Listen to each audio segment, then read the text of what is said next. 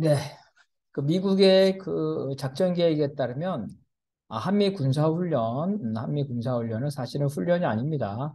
전쟁입니다. 전쟁. 저강도 전쟁이라는 거죠.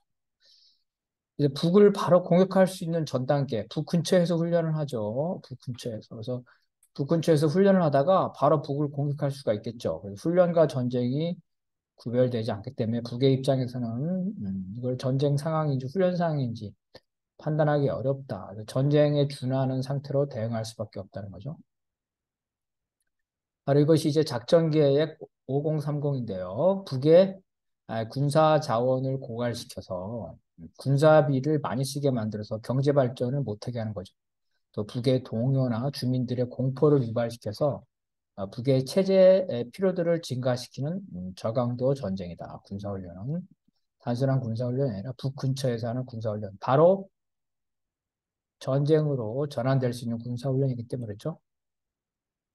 예를 들어서 이제 미국이 이제 정찰기를 북한 영공에 근접 정찰시키는 거. 그래서 이제 북한 공군기들이 에, 대응하고 추격해야 되죠. 그러면은 이 연료를 사용하게 됩니다. 특히 지금 제재를 받고 있는데 특히 이제 그 비행기용 연료 같은 거는 이제 매우 비싸죠. 이런 것들을 계속 낭비하게 만든다는 거죠. 그 다음에 갑자기 기습적인 군사훈련을 함으로써 애정된 게 아니기 때문에 북으로 하여금 전쟁 상황으로 오판하게 만들어서 이제 전쟁에 대비해야 되겠죠. 전투기들을 뭐 출격을 준비시킨다든지 군인들이 이제 벙커 하나 DMZ에 있는 군인들이 벙커 안에 들어가서 숨어 있다든지 그래서 숨어서 비축한 뭐 전쟁용 식량이라든가 식수 각종 군사 자원을 고갈하게 만든다. 과거에 팀스피드도 그랬고 이제 올해 3월 13일 날 대규모 군사훈련을 하는데 사단급 상륙작전을 한다고 합니다. 이와 같이 원산 등을 가정한 대규모 상륙작전을 실시해서 이제 북을 침공하는 훈련이죠. 이런 거를 실시를 해서 북으로 하여금 대응하게 만듭니다. 북은 이제 재래식 무기가 열세입니다. 그래서 이런 군사훈련, 군인을 동원한다든지 전투기를 동원한 이런 군사훈련의 비용이 많이 들어갑니다. 그래서 이렇게 직접 대응하기 힘들기 때문에 북은 이제 군사훈련에 대해서 우리를 쳐들어오면 우리가 거기에 보복하겠다. 즉, 보복 능력이 있다는 걸 보여주기 위해서 미사일을 발사하고 있습니다. 이 작게 5030에는 또 함께 이제 저강도 전쟁의 일환으로서 총성 없는 전쟁, 해커죠. 금융만 교란, 그다음에 허위 정보 전파 그런 것들을 하고 있고 과거에는 이제 그 미국이 이제 그 독일이나 일본으로 상대를 해서는 서로 말하면 이제 뭐그 유조 집회, 그죠? 유조 집회 이런 것들도 대부분의 공작기관, 정보기관들이 하고 있는 겁니다. 미국의 CIA나 국무부가 이제 그 주로 탈북자들이 하는 대북 풍선에 돈을 주죠. 이 탈북민들이 이제 그 풍선을 보내는데 겨울철에는 국으로 날아가지도 않는데 풍선 보내가지고 사진 찍어가지고 돈을 받는답니다. 먹고 사는 생계형 대북 풍선도 선전 사업, 즉 저강도 전쟁 중에 하나라는 겁니다. 이러한 이제 군사훈련은 저강도 전쟁인데 실제로 전쟁 상황으로 연결되기도 합니다. 그래서 스텔스, 레이드에 이제 잘 잡히지 않는 이런 전략 무기로 저 북한 영공을 실제로 침공하기도 한답니다. 반면에 이제 스텔스 기능이 약한 뭐 B-52 이런 거겠죠. 이런 것들은 북의 방공망 바깥에서 활동을 합니다. 북이 이제 가지고 있는 그 비행기를 요격할 수 있는 지대공 미사일 가운데 사거리가 가장 긴 게 약 250에서 300km라고 그러네요. 그러니까 북의 비무장지대에서 250에서 3km 바깥에, 그죠? 그 바깥에서 이러한 전략 무기를 가동을 합니다. 이 전략 무기는 250에서 300km 떨어졌다 하더라도 그 그죠? 북을 요격할 수가 있죠. 그러니까 북의 미사일이 다다를 수 없는 공중에서 미국의 전략 무기들은 평양을 공격할 수가 있는 겁니다. 미국은 뭐 과거에도 현재도 그렇고 항행의 자유, 공해, 그다음에 그 영해가 영공이 아닌 곳 이런 거죠. 이런 걸 말하면서 영해나 영토 근접까지 가까이까지 가면서 항행의 자유다. 영토만 안 건드리면 영공만 안 건드리면 그 근처까지 간다는 거죠. 그래서 바로 영공이나 영토, 영해 근처까지 가서 긴장을 고조시키고 그걸 침범합니다. 이러면 또 전쟁을 유발하기도 하죠. 베트남 전쟁의 통칭만 사건이다 이런 거죠. 이런 그런 전쟁을 유발. 실제 무력 충돌이 일어나기도 합니다. 중앙정보국에서 공개한 문건에 따르면은 블랙버드, SR-71 블랙버드 겁니다. 이것이 소련에서도 소련 영공을 침공해서 촬영하다가 격추됐는데요. 북에서도 여러 번 영공을 침해했다는 게 CIA가 또 공개한 내용입니다. 이건 아주 고공이기 때문에요. 지상 20km 이상에서 날아가기 때문에 그 당시에 북이 가지고 있는 미사일로는 요격할 수가 없었답니다. 그래도 이제 요격하는 신용을 할 수밖에 없으니까 미사일은 발사했지만 매번 실패했다는 거고. 바다도 마찬가지죠. 1968년 푸에블로호가 영해를 침범했다고 해서 교전 끝에 납부했죠. 미군 한 명이 사망하기도 했습니다. 심지어는 1969년에는 정찰기가 영공 침해를 이유로 격추당했습니다. 그래서 조선의 경우에는 이런 푸에블로라든지 이런 정찰기가 영공을 침해했다고 주장하는 거죠. 지금 미국은 영토, 영공 근처는 같지만 영공을 침해하지 않은 항행의 자유라고 주장을 하고 있습니다. 그런데 이런 그 CIA 문서 공개한 여러 가지 상황을 봤을 때 미국이 북의 영공이나 영해를 매우 근접하게 간 건 사실이고 경우에 따라서는 그것 경계를 넘었다는 그런 넘었다는 어떤 그 뭐랄까요 추정 그런 배경적인 사건 그런 것들이 보입니다. 북이 드나드는 이제 스텔스 기능을 가지고 있는 전투기 중 가장 대표적인 게 F-117 라이트 호크 밤이죠. 매네 야간의 밤 그죠? 야매 한밤중에 뭐 매라는 뜻인데 밤에만 활동한답니다. 이 자산을 비밀 무기라서 보호하기 위해서 이거는 이제 스텔스라서 영토에 은밀하게 침입해서 지하의 견고한 표적을 레이저로 유도하는 이제 벙커버스터 지하 기지 폭파죠. 이걸로 한다는 겁니다. 그래서 스텔스가 아주 뛰어나고 기존의 F-35 이런 것보다 훨씬 더 뛰어나다는 거죠. F-35는 일정한 통상적인 그 레이더 스텔스 기능이 뛰어나지만 어, 정밀한 레이더는 이제 걸린다는 거죠. 그래서 이런 나이트호크 F-117을 계승한 전투기가 랩터 F-22인데 이것들은 이제 작은 새 정도로만 잡히기 때문에 고성능 레이저를 켜지 않으면 아예 잡히지가 않고 고성능 레이더를 켜면은 작은 새 정도로 잡히는데 이 고성능 레이저를 작동시키면 돈이 많이 들어가 경비가 많이 들어가기 때문에 북에서도 평상시에는 잘 안 켜놓는다. 그렇기 때문에 이러한 스텔스 비행기가 침투하는 것을 인식하지 못하는 경우가 있다는 겁니다. 걸프전에서 이제 이 스텔스 전폭기가 42대나 참가했습니다. 그래서 한국전에도 이제 대비하고 있는데요. 2005년에 그 15대가 그 군산 그죠? 기지에 배치됐다는 거예요. 지금까지 만들어진 이 비행기 나이트호크는 59대로 이 중 7대가 추락했습니다. 이 비행기는 너무 비싸고 유지 비용이 많이 들어서 2008년에 퇴역했습니다.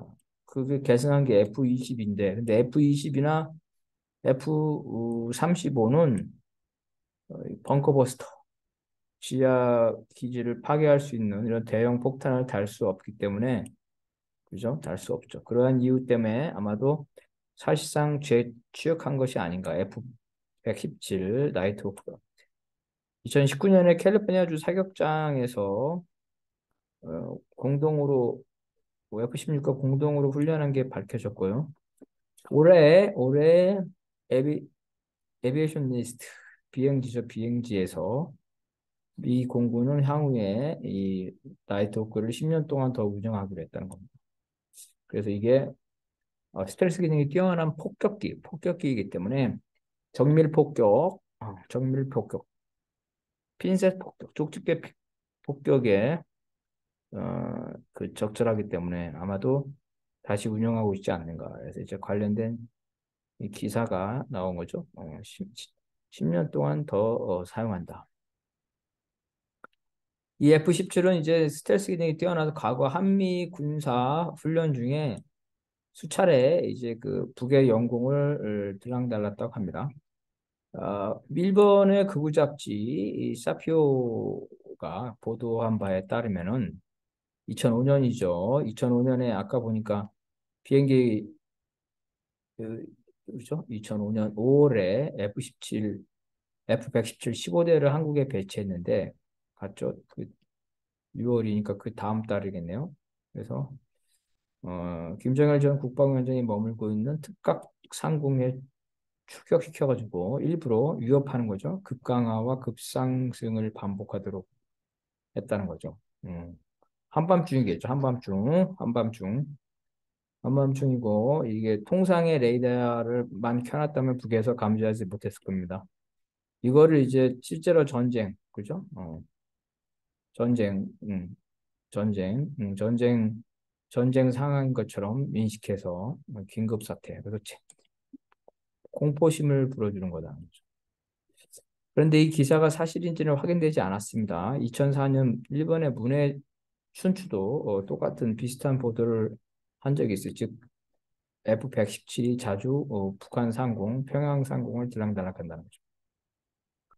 그런데 마이클 드리스콜 데이가 2008년 에어포스 타임즈의 인터뷰 기고를 통해서 자기가 F-117을 조종하면서 2007년에 북조선 영공을 휴적고당했다. 휴적고당했다는 건 아까 말한 거 이런 비슷한 거겠죠. 일부러 그 공포심을 불러들이기 위해서 급강과 급상승을 반복하도록 했다는 거죠. 그러니까 북이 요격할 수 없는 그죠? 스텔스 기능을 가지고 있기 때문에 한밤중에 이런 위협적인 행위를 하고 다녔다는 거죠. 아까 말한 대로 이제 북조선은 경비 문제로 고성능 레이더를 비상시에만 작동한 걸로 알려져 있다. 그리고 설사 고성능 레이더를 켜놨다 하더라도 작은 새 정도로 인식되기 때문에 실제로 파악하기 어려웠을 거라는 거죠. 영공 침입에 대해서 이제 직접적으로 항의하지 못했다. 어떻게 보면 이제 북의 입장에서는 이런 거를 인정하는 게 난처하다. SR-71 블랙버드가 영공을 침범했을 때는 항의를 했다고 합니다. 그런데 최근에 와서는 이제 구체적으로 평양 상공이 뚫렸다는 것들을 인정하고는 하고 있지 않다. 이분이 이제 아까 말한 그 비행사입니다. 자기가 평양 상공에 갔다는 마이클 드리스콜 데이죠? 이 데이. 이분의 이력인데 이분의 이력을 보면 어사인먼트 배치죠, 배치. 여기 보면은 2006년 1월부터 2008년 10월까지 그 F-117 그죠? F-117 조종사네요. 그것도 인스트럭터 파일럿이면은 어, 뭐랄까 교육, 그죠? F-17 교육, 그죠? 조종 교육 실제로 운영했다는 거 이 뒤에 보면 이 사람 말이 그러니까 2007년 기간이 맞죠? 그래서 어, 사실상 신빙성이 있다. 맞을 거라는 거죠. F-117이 평양 상공을 들랑달랑하고 평양을 위협했다는 걸. 이 기사에 따르면 F-117이 2008년에 퇴役한 이후에는 F-22가 북조선의 영공을 침입하는 역할을 담당하고 있다는 겁니다. 2007년 자유아시아 방송이 인용한 거에 의하면은 홍콩 공화TV 보도를 인용했는데 그 보도에 따르면 F-22 전투기 8대가 괌 기지를 떠나 일본 상공에서 공중급유를 한 다음에 북쪽 영궁에 들어갔다 나왔다는 거죠. 그러니까 이 괌에서 출발해가지고 논스톱으로 북의 영궁까지 들어갔다 나왔다. 이 보도의 취재원은 이제 대만 삼군대학의 교관 송정훈이라는 사람인데 이 사람에 의하면 이제 F-22 전투기가 이 평양이나 북에 들어가서 전쟁이 나면은 자기들이 이 타격할 그죠? 타격할 목표는 그 목표물을 확인해 가지고 그에서 모의 공격을 시도했다는 거죠. 모의 공격. 레이더망에 걸리지 않기 때문에 이 엄청난 속도의 비행기를 어, 뭐 격추시키기 어렵다. 더군다나 한밤중에. F-22 전투기는 이제 방코 델타 아시아 북에 자금을 묶어놓은 은행인데 여기에 대한 합의 2007년에 됐는데 이 합의 이후에도 일본에 12대가 전진 배치됐다는 거죠. F-22가 미 본토 이외의 장소에 배치된 이때가 처음이죠. 통상적으로는 괌에 18대가 전진 배치되어 있고 그래서 유사시에 공중급유를 받아가면서 초음속으로 무착륙 B2 스텔스 포켓 훨씬 빠른 시간에 북한을 타격할 수 있다. 그래서 어, 미국이 북을 공격할 경우에는 F-22라든지 아니면 뭐 혹은 F-117이라든지 이런 것들이 이제 제일 먼저 레이더망을 피해 가지고 뭐 북에 사령부가 있는 곳 그죠? 아니면 뭐 미사일 사령부, 핵미사일 사령부 이런 데를 최우선적인 전략적 목표를 타격을 할 수 있다는 겁니다. 오는 3월 13일에 그 육해공군이 동원되는 이제 한미일 일본과는 이제 그 해상에서 군사훈련이 그 예상되고 추측할 수가 있습니다. 이미 했는데 또 할 가능성이 있다는 거고. 그다음에 바다에서는 이제 한국군과 미군의 해병대가 되겠죠. 사단급 상륙 작전, 그래서 원산 같은 상륙 작전이죠. 평양을 점령하기 위한 이러한 사단급 상륙 작전이 거의 전면전 훈련이 되는 겁니다. 이 경우 이제 미국이 이제 이렇게 전면전 상황을 만들어 놓고 전략 무기를 동원해서 이제 북을 위협을 할 거다. 그렇죠? 그래서 뭐 P-52란 이런 것들은 북의 미사일에 도달되는 후방에 놓고 스텔스 기능이 뛰어난 것들은 아마 북에 좀 더 가까이 갈 수도 있다. 이런 겁니다. 그래서 이에 대해서 당연히 북은 이제 최근에도 똑같은 그 대응을 보여주고 있죠. 재래식 무기로 한 대응은 한계가 있기 때문에 미사일을 발사하는 겁니다. 항공모함을 가정을 하고 항공모함용 미사일을 발사한다든지 이런 거죠. 주한미군 공군 기지, 어, 전략 무기를 배치한 뭐 군산이라든지 오산이라든지 이런 공군 기지를 목표로 해서 쏜다든지 이런 식으로 해서 훈련, 똑같은 사거리에 있는 방향은 다른데 똑같은 사거리의 어떤 특정 지점에서 쏘면서 자기들이 보복 능력이 있다는 것을 과시하는. 그래서 실제로 서로 상대방의 쏘지는 않지만 마치 전쟁 게임을 실탄을 놓고 실탄 사격을 하는 거나 마찬가지로. 어느 쪽의 실수나 오판이 무력 충돌로 이어질 수 있는 위기 상황이라는 거죠. 지난번에 어디서 강릉인가? 강릉에서 그 한국군이 미사일을 발사했죠. 북에 대응하다. 근데 미사일이 거꾸로 가가지고 시 근처에 떨어졌답니다. 이런 것들이 아니고 뭐 이제 북에 뭐 DMZ 이후로 떨어진다든지 아니면 뭐 미사일의 상황에 대한 오판이라든지 이런 것들이 이제 무력 충돌로 이어질 수 있다. 그래서 군사훈련이라는 게 북 근처에서 일어나는 한미 군사훈련이라는 거는 사실은 바다도 마찬가지죠. 말이 군사훈련이지 북을 공격할 수 있는 전 단계. 군사훈련을 시켜놓고 바로 전쟁으로 들어갈 수가 있죠. 그래서 전쟁과 구별이 안 되는. 그리고 거기에 대해 대응할 수밖에 없게 만드는 저강도 전쟁이다. 그래서 이런 군사훈련에 대해서 우리는 너무나 무감각하게 대응하고 있는데 사실은 매우 심각한 상황이라는 것을 인식을 해야 될 것 같습니다.